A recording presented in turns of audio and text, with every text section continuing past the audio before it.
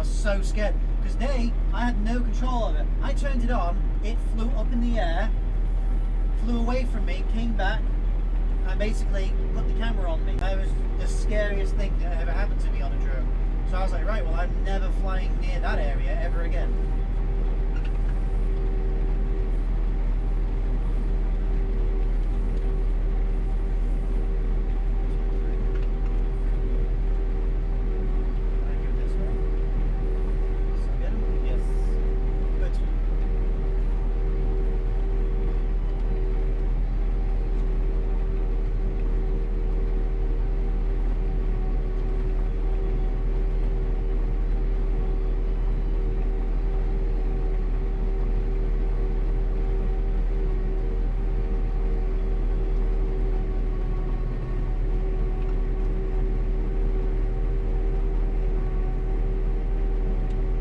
My sister got